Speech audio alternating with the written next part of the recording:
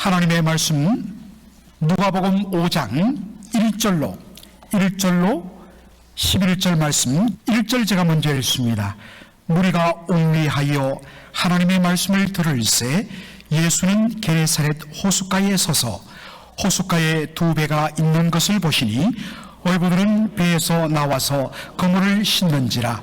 예수께서 한 배에 오르시니 그 배는 시몬의 배라. 육지에서 조금 뛰기를 청하시고 앉아서 배에서 무리를 가르치시더니 말씀을 마치시고 시몬에게 이르시되 깊은 데로 가서 그물을 내려 고기를 잡으라. 시몬이 대답하여 가로되 선생이여 우리들이 밤이 맞도록 수고를 하였으되 얻은 것이 없지만은 말씀에 의지하여 내가 그물을 내리리다 하고 그리한적 고기를 애운 것이 심히 많아 그물이 찢어지는지라. 이에 다른 배에 있는 동물을 손짓하여 와서 도와달라 하니 저희가 와서 두 배에 채움에 잠기게 되었더라. 시몬 베드로가 이를 보고 예수의 무릎 아래 엎드려 가로되 주여 나를 떠나소서 나는 죄인이로소이다 하니 이는 자기와 및 함께 있는 모든 사람이 고기 잡힌 것을 인하여 놀라고 세베대의 아들로서 시몬의 동업자인 야고보와 요한도 놀랐습니다. 예수께서 시몬에게 일러 가라사대 무서워 말라. 이제 후로는 내가 사람을 취하리라 하시니 다같이요 저희가 배를 육지에 대고 모든 것을 버려두고 예수를 쫓으니라. 아멘. 오늘 저는 누가복음 5장 1절로 11절을 본문으로 사람을 낚는 어부라는 제목으로 말씀을 전하고자 합니다.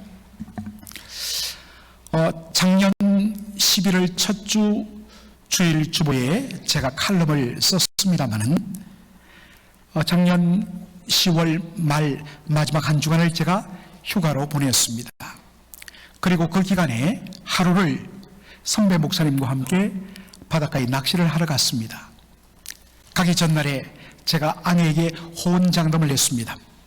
오늘 물고기 최소한 10마리 잡아서 회 뜨고 그리고 명탕 끓여 주리라.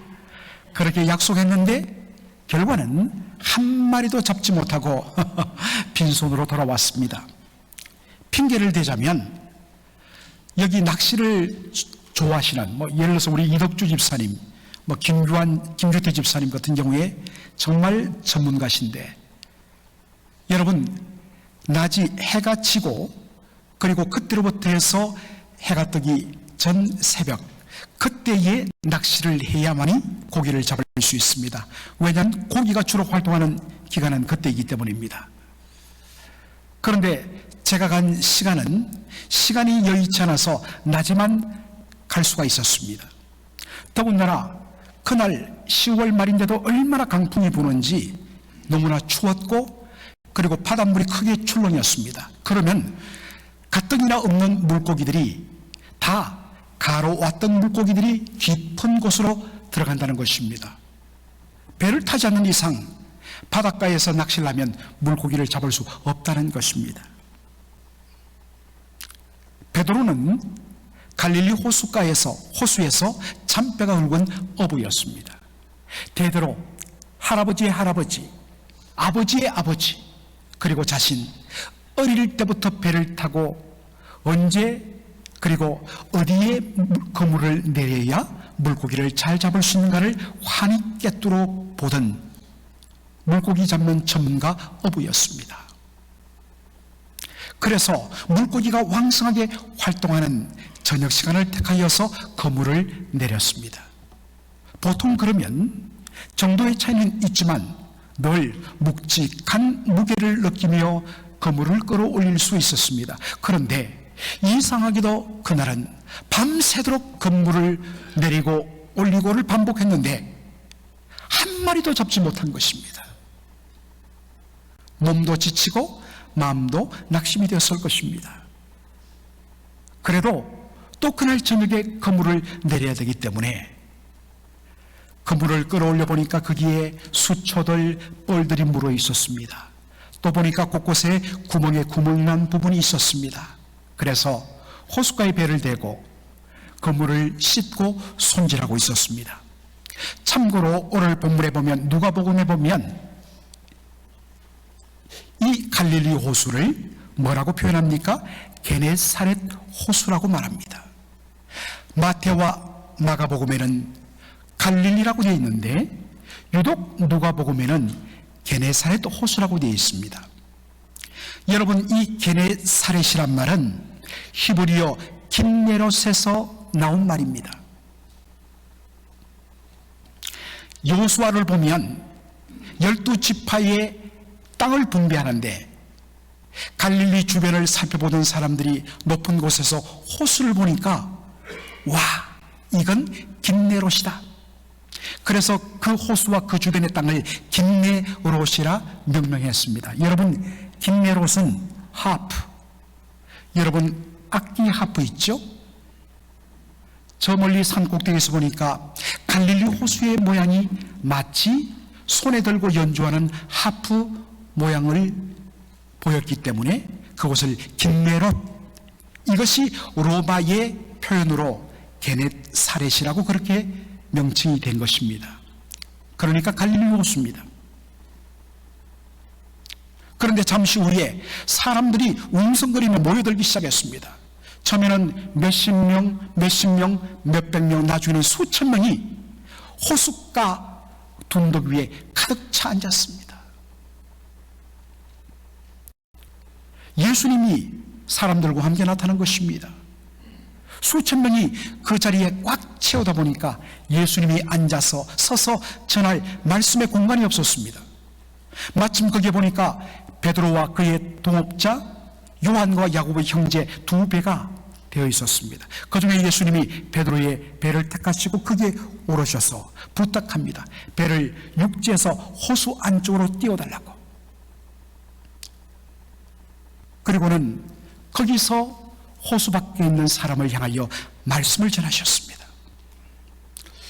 여러분, 호수에는 바람이 불고 수많은 사람들이 모여 있고 무태에서 한참 안으로, 호수 안으로 떨어진 그곳에서 소리를 친다 할지라도 들리기는 할까? 여러분, 갈릴리 호수는 특수한 지형을 가지고 있습니다. 그래서 많은 사람들이 성지순례를 갔을 때, 갈릴리 호수 갔을 때, 뭐 다 그런 것은 아닙니다만은 대부분은 버스를 타고 옮기기 때문에 그러한 것을 맛볼 수 없습니다만은 특이하게 그룹을 형성해서 오랫동안 머물며 그곳을 살피는 사람들은 배를 타고 안으로 들어갑니다. 그리고 바깥에 성지순례 팀들을 세우고 그 안쪽에서 소리를 외치면 기가 막히게도 그 소리가 흩어지지 않고 호수가 있는 사람들에게 들린다고 합니다. 정말 우리 교회가 주의 은혜 가운데 놀랍게 회복되고 있는데, 정말 가능하다면 내년 정도에 한번 우리 성지순례팀을 한번 구성했으면 좋겠습니다. 그래서 직접 가서 이 장면도 우리가 한번 확인했으면 좋겠습니다. 예수님께서 말씀을 오랫동안 전하신 후에, 말씀을 마치신 후에 바로 옆에 있던 베드로에게 고개를 돌려 말씀하십니다. 깊은 데로 가서 그물을 내리라. 깊은 데로 가서 그물을 내리라. 여러분, 이 말을 들은 베드로의 심정이 어떠했을까요? 그가 말하는 그 말씀을 통하여서 우리는 짐작할 수 있듯이 의의가 없었을 것입니다. 왜냐하면 이 낮에 그물을 내리란 것은 평생 동안 갈릴리 호수에서 잔뼈가 굵은 고기 잡는 전문가인 베드로 자신에게는 너무나 어이없는 말이었기 때문입니다. 고기는 낮 시간 동안에는 활동하지 않습니다. 밤이 되어야만 고기가 활동을 합니다. 지금 이것 때문에 베드로가 낮에 뭘 했습니까? 밤에 조업을 위하여 그물을 손질하고 있었던 것입니다. 그런데 이 한낮에 그물을 내리라고 말이 되지 않았습니다. 더군다나 예수님의 말씀 가운데 이 갈릴리 호수에서 잔뼈가 굵은 어부인 베드로에게 도무지 납득이 안 되는 단어가 하나 있었습니다. 그것은 바로 그물, 네트, 그물이라는 하나였습니다.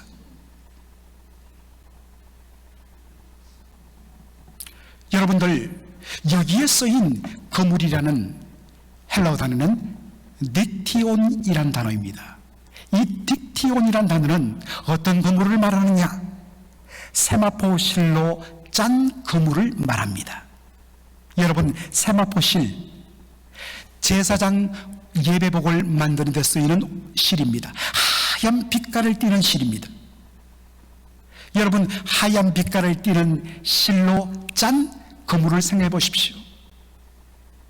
그것도 해가 쨍쨍 내리쬐는 맑은 대낮에 그 하얀 빛깔을 내는 그물을 물 밑으로 내리면 어떻게 되겠습니까? 아무리 물고기가 시야가 좁고 흐리다 할지라도 적어도 그것은 분별할 수 있는 것입니다. 그러면 물고기들이 다 피해가요. 그래서 캄캄하고 어두운 저녁 밤에 그물을 내리는 것입니다. 그러니 세마포 실로 만든 하얀 빛깔 나는 그 그물을 한낮에 내리라고 말이 안 되었습니다. 그런데 오늘 본문에 보니까 베드로가 어떻게 반응합니까?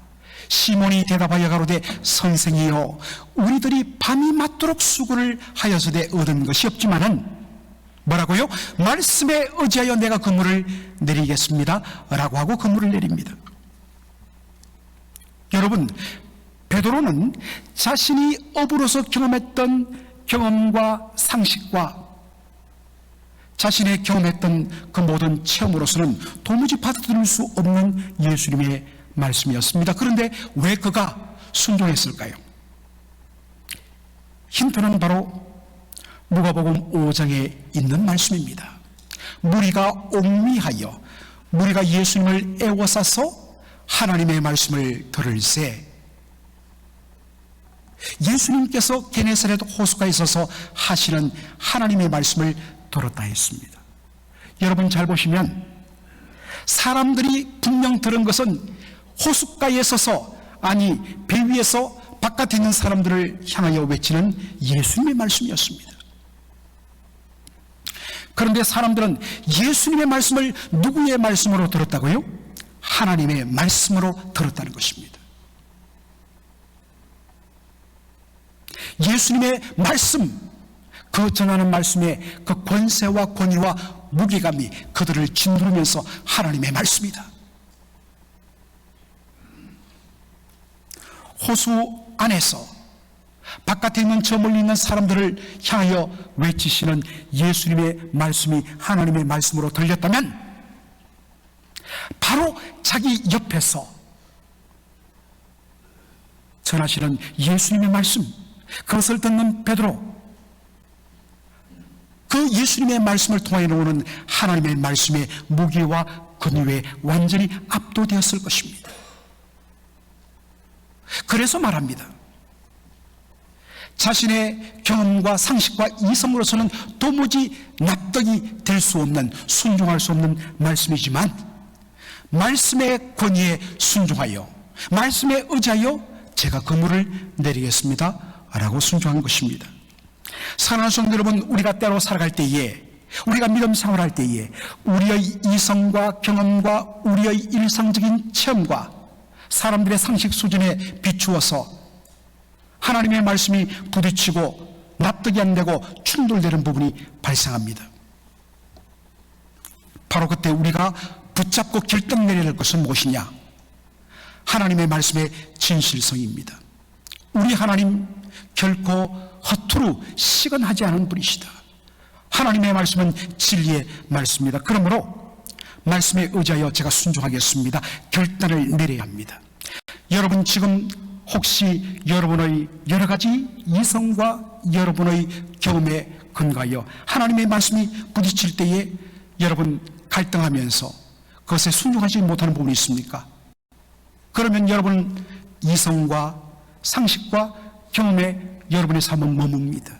그 이상의 놀라운 하나님의 영광의 역사는 볼 수가 없는 것입니다. 문둥병, 나병을 고치기 위하여 나병이 걸린 아람 나라의 나만 장군이 엘리사를 찾아왔을 때 엘리사가 뭐라고 이야기합니까? 요단강에 가서 7번 몸을 담그라. 그러자 나만 장군이 불쑥 화를 냅니다.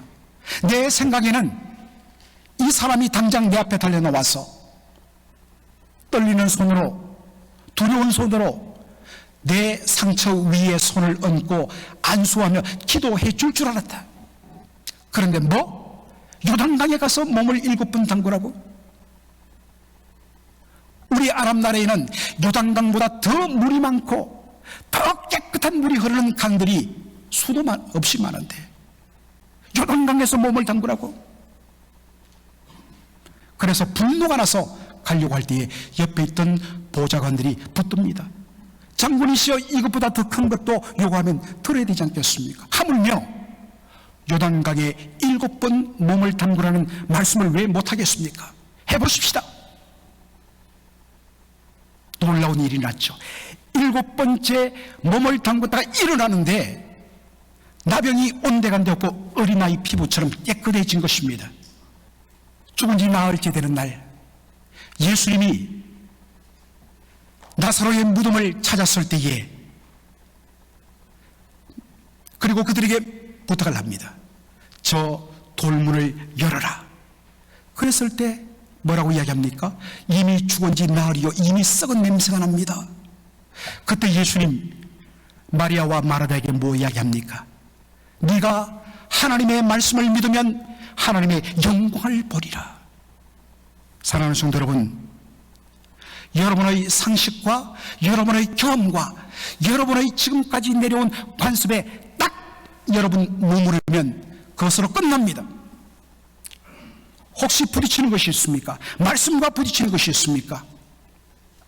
그럴 때 여러분 단호하게 말씀에 의지하여서 여러분의 삶의 자리에 그물을 내려보십시오. 하나님께서 놀랍게 하나님의 영광을 보여주실 줄로 믿습니다. 그래서 올 한 해 동안 여러분의 상식과 경험과 이성과 하나님의 말씀이 붙들려서 딱 부딪혀서 고민할 때 여러분 저에게 기도를 부탁하십시오. 함께 기도하면서 그러나 말씀에 의지하여서 하나님 말씀편에 서겠습니다 하고 결단 내렸을 때에 저와 여러분 그리고 온 교회가 하나님의 영광을 맛보게 될 줄로 믿습니다. 말씀에 의지한 결과, 순종한 결과 놀라운 일이 났습니다. 얼마나 묵직한지 끌어올릴 수가 없었습니다. 그래서 물 밖에 있던 동료 야고보와 요한을 불렀습니다. 그들이 급하게 노를 저어서 와서 함께 붙들고 두 배가 그물을 올리는데, 여러분 생각해 보십시오. 그 그물 속에서 비늘의 그 은빛을 바라면서 팔딱팔딱 뛰는 그 생선들, 물고기들을 여러분 한번 생각해 보십시오. 얼마나 많이 잡혔던지 두 쪽에 두 배가 끌어올리는데 배가 잠길 정도로 많이 잡았습니다. 여러분이 베드로라면 어떻게 반응했을까요? 와, 정말 기뻤을 것입니다. 밤새도록 한 마리로 잡지 못했다가 배가 가라앉을 정도로 그렇게 많은 물고기를 잡았어. 이것 팔면 정말 우리가 얼마나 등 뜨시고 배부르게 먹을까? 너무나 마음의 기쁨과 행복이 밀려왔을 것입니다. 그런데 오늘 본문에 보면 베드로가 보인 실제 반응은 무엇입니까? 누가복음 5장 8절에 시몬 베드로가 이것을 보고 예수의 무릎 아래 엎드려 가로되 주여 나를 떠나소서 나는 죄인으로소이다. 여러분, 베드로가 이런 반응을 보인 것이 무엇일까요? 자기 옆에 계신 예수님이 누구인지를 알았기 때문입니다. 여러분, 이 변화를 잘 보여주는 것이 예수님에 대한 베드로의 호칭의 변화입니다. 예수님께서 한낮에 그물을 내리라고 이야기했을 때 시몬 베드로가 뭐라고 말합니까? 선생이요. 영어로 마스터라는 말을, 선생이란 말은 존경의 의미입니다. 그리고 이 말에는 한 분야에서 나름대로 전문적인 지식을 가진 사람을 가리키는 표현이기도 합니다. 마스터. 독일어는 마이스터. 그런데 여기에는 어떤 면에서는 시몬의 빈정거림이 있습니다. 선생님, 마스터, 당신은 나무를 다루는 목공에는 최고의 전문가입니다. 그러나 당신은 물고기는 알지 못합니다. 물고기 잡는 것에는 제가 마스터입니다. 그런데 말씀에 순종해서 그물을 내려 놀라운 일을 발견했을 때 그의 예수님을 향한 명칭이 바뀝니다. 예수의 무릎 아래 엎드려 가로되 주여! 여러분들, 유대인에게 주여라는 말은 어떤 의미냐? 히브리 성경에 보면 여호와라고 표현되는 네 글자 자음이 있습니다. 그런데 이스라엘 백성들은 여호와의 이름을 망령되이 일컫지 말라는 이 제3경을 바로 실천하기 위하여서 문자로는 여호와라고 글자를 적고서는 하나님의 이름을 망령되이 일컫지 않기 위해서 발음을 아도나이, 주님이라고 읽었습니다. 그러므로 여러분, 유대인들이 주여라는 말은 뭐냐? 구약 성경에 나오는 여호와여라는 말입니다. 여호와 하나님은 어떤 분이십니까? 말씀으로 천지 만물을 창조한 전능자, 창조주 하나님이십니다. 여호와 하나님은 그의 만드신 모든 만물의 주권을 가지신 주인 되신 하나님이십니다. 여호와 하나님은 모든 것을 그 마음의 소원대로 원대로 다 행하시고 이루시는 전능자 하나님이십니다.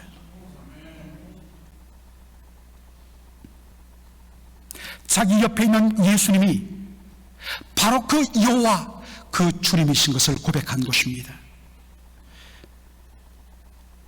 여러분, 예수님을 바로 알 때에 반드시 동반되는 것이 뭐냐? 하나님을 바로 알 때에 반드시 동반되는 것이 뭐냐? 내가 누구인지를 안다는 것입니다. 제바의 종교개혁자 요한 칼빈이 쓴 기독교 양료 첫 번째가 바로 하나님을 아는 지식, 사람을 아는 지식이죠. 하나님을 바로 알면 자신이 누구인지를 알게 되고 거기에서 은혜가 열립니다. 호세아 6장에 보면 우리가 여호와를 알자, 힘써 여호와를 알자, 여호와 아는데 올인하자. 여러분, 하나님을 바로 알면 우리의 믿음이 반드시 성장하게 되어 있습니다. 여러분, 30년, 40년, 50년 일평생 예수 믿었는데 여러분 처음 예수 믿었던 그 은혜의 자리에서 딱 머물러 버리고 변화가 없는 어린 아이의 상태라면 여러분, 그 이유는 다른 것이 아닙니다. 예배의 자리는 나왔지만 하나님의 말씀으로 힘써 하나님을 아는데 애쓰지 않았기 때문입니다. 하나님을 반드시 알면, 하나님을 만나면 반드시 내가 누구인지를 만나게 되어 있습니다.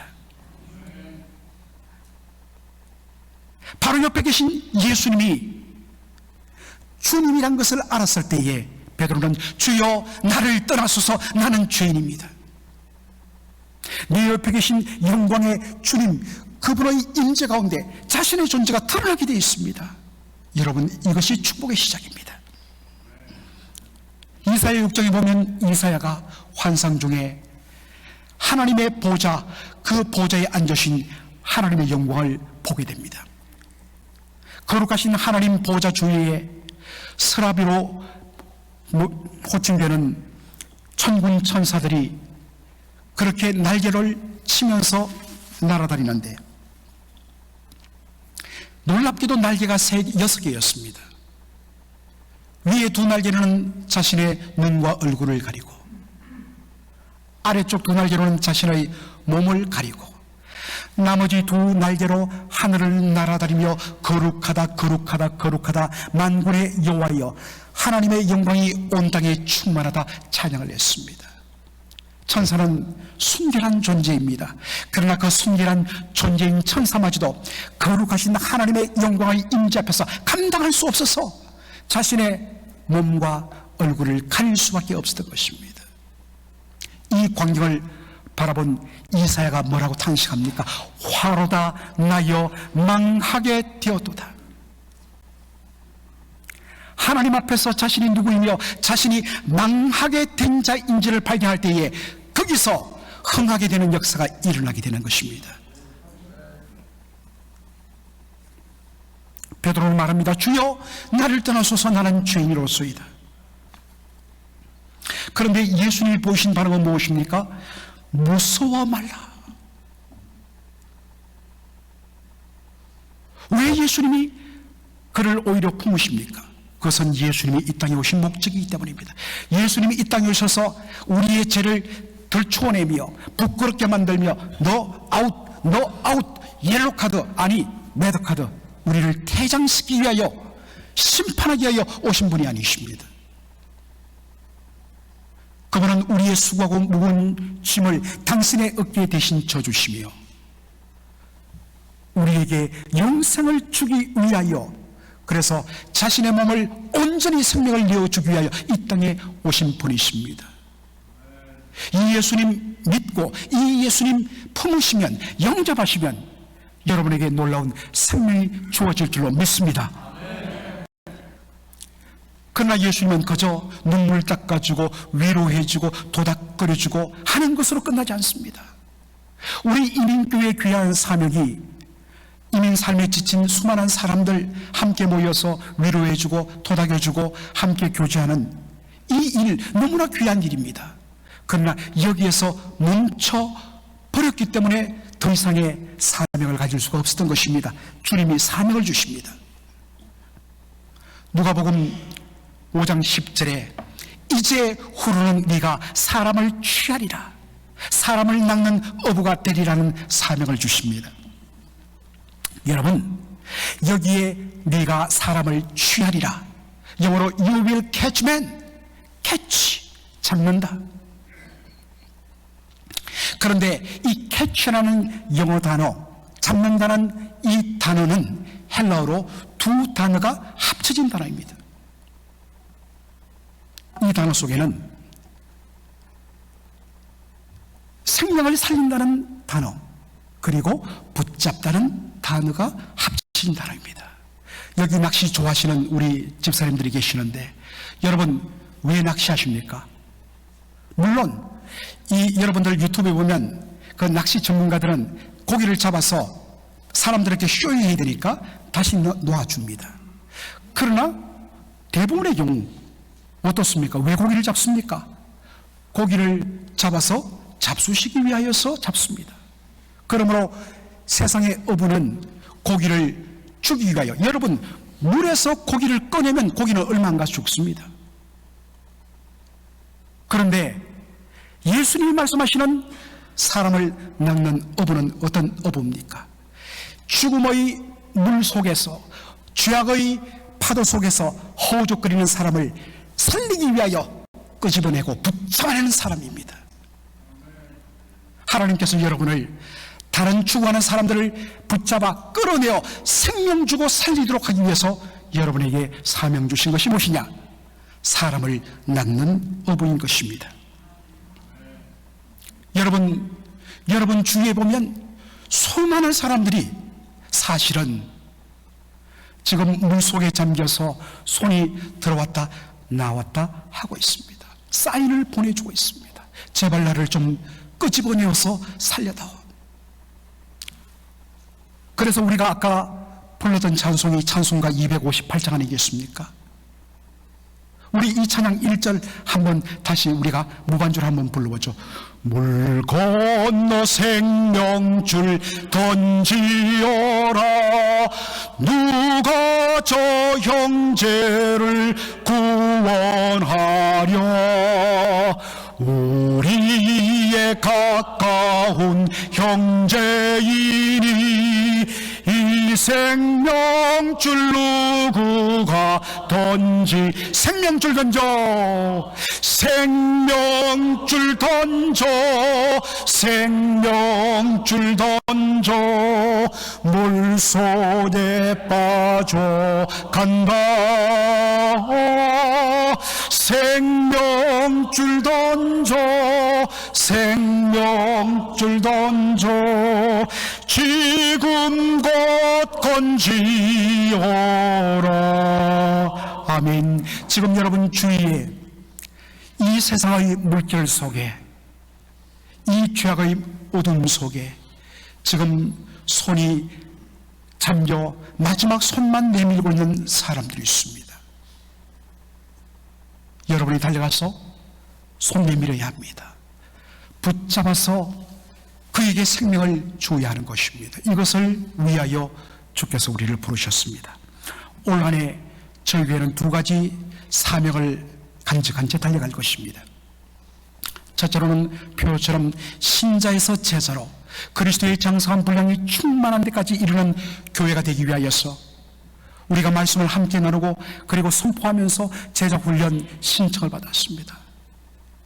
처음에 제가 믿음이 없어갖고 정말 한 10명만 들어도 좋겠다는 마음으로 15장을 제가 신청서를 준비했더니 다 동의 나버렸습니다. 야, 그러면 10명만 더 했으면 좋겠다 라고 해서 10장을 했더니 금방 다 나가고, 그리고 모자라서 한 분이 10장을 더 카피해서 사람들에게 나누어 줬습니다. 오늘 최종적으로 여러분들이 어떻게 그것을 다 저에게 리턴할지 기대합니다만, 어쨌든 이러한 변화 자체가 놀라운 일입니다.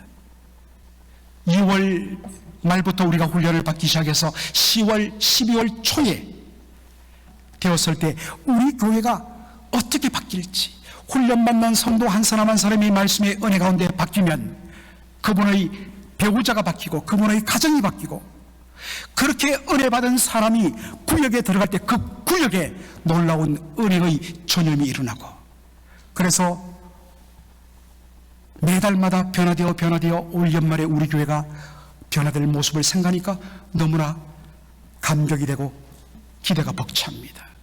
둘째로, 생명줄 던져서 물속에 빠져들어가는 사람들을 건져내어 살리는 교회입니다.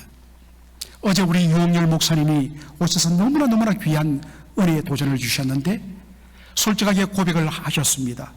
중앙장로교회 현재 약 성도들의 20%, 팬데믹 전에 출석을 기준으로 20%는 아직도 돌아오지 않고 있습니다. 여러분, 이것은 양호한 겁니다. 한국과 이민교회의 평균 30%가 팬데믹을 기점으로 돌아오지 않고 떠나버렸습니다. 거기에 비하면 저희 교회는 너무나 놀라운 모습을 보이고 있는 것이죠. 그런데 여러분, 그렇게 교회를 나오지 않는 분들이 그러면 나 집에서 영상을 통해서 온라인 통해서 예배드리라 한두 번은 돼요. 여러분 경험이 있지 않습니까? 집중이 안 되고 은혜가 안 되고 결국에는 믿음이 뚝뚝뚝 떨어진다는 것. 은혜 받은 성도들이 예배당에 모여갖고 함께 주 예수를 높이며 함께 은혜 받으며 찬양할 때에 그 은혜 받음의 열기가 영향력이 미치면서 이 공동체가 함께 모여 드리는 예배가 얼마나 복답고 얼마나 성령 충만한가를 여러분 바로 지금 경험하고 있지 않습니까? 그런데 그분들을 향하여서 사람들은 말합니다. 가나안 성도들이라고. 제가 설명했지만 왜 가나안인가? 가나안을 거꾸로 하면 안나가가 되기 때문입니다. 30%의 성도들이 지금 교회를 안 나가고 있습니다. 여러분, 이 상태에서 조금만 더 몇 달 더 1년 더 지나면요 완전히 세상의 물길에 파묻혀갖고 다시 손을 위로 물 위로 내밀 수도 없을 정도로 완전히 사라지고 말 것입니다. 마지막 순간입니다. 그래서 우리는 올 한 해 그런 분들을 많이 모아서 우리 교회가 막 어마어마하게 빈자리 없이 숫자적으로 성장하고 물론 결과적으로 그럴 것입니다. 그러나 우리의 목적은 주님께서 우리에게 주신 사명, 네가 사람을 취하리라, 사람을 낚는 어부가 되리라, 죽은의 물에서 건져내어 그 사람을 살려라. 여러분 주위의 친구들 중에 신앙을 중단해버린 여러 가지 이유로 그 사람들 집중해야 합니다. 그들에게 여러분 생명 낳는 사람 낳는 어부가 되어 주셔야 합니다. 세상의 어부는 물고기를 죽이기 위해 잡습니다. 그러나 사람을 낚는 어부는 살리기 위하여 그 영혼의 생명을 붙잡는 사람들입니다. 올 한해 여러분을 통하여서 수많은 사람들이 여러분의 내미는 손에 붙잡혀서 생명을 얻고 주님께로 인도받는, 그래서 하늘의 영광이 가득한 저와 여러분의 복된 삶, 그리고 우리 교회 되기를 주의 이름으로 축원합니다. 아멘. 기도하겠습니다. 아버지 하나님, 은혜와 사랑을 감사드립니다. 오늘 이 복된 은혜의 자리에 저희들 불러주시니 감사합니다. 때로 우리의 삶 속에 우리가 그동안 생각했던 우리의 상식과 경험과 이상으로서 부딪히고 받아들일 수 없는 그러한 부분이 말씀과 부딪히는 만남을 할 때에 주여 담대하게 말씀에 의지하여 순종함으로 하나님의 영광을 보게 하여 주시옵소서. 그러한 간증이 우리 맥걸린 한인 장로교회 성도들 가운데 차고도 넘치게 하여 주시옵소서. 아버지 하나님, 힘을 다하여 여호와 하나님을 알고 말씀을 통하여서 배움으로 자신이 누구인지를 알며 하나님을 만나는 은혜의 체험이 넘치게 하여 주옵소서. 아버지 하나님, 우리 주위에 죽어가는 수많은 사람들이 있습니다. 하나님, 그들을 이 흑암의 물결 속에서 취하여 내어 끄집어내어서 그들을 살리는, 생명 낚는, 사람을 낚는 어부의 사명 감당하는 우리 모든 성도 되게 하여 주옵소서. 예수님의 이름으로 기도합나이다. 아멘.